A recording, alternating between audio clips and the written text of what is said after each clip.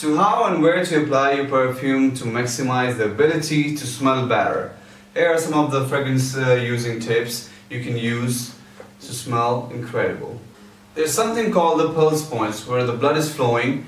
When it's heating up, it kicks your cologne to last longer.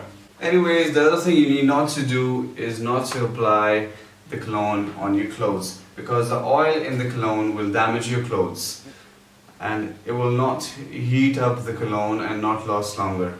You have to apply the perfume 3 to 6 inches away from your pulse points. The best time to apply the perfume is after the shower, because from the steam and the heat it allows your pores to open and it will kick the cologne to last longer.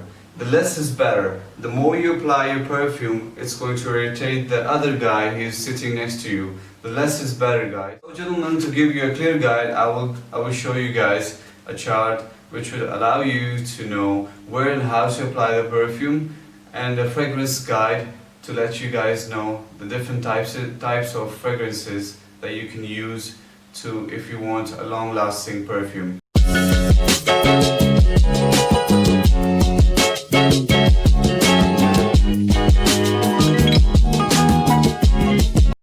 So if you like my videos, do subscribe my channel and keep watching.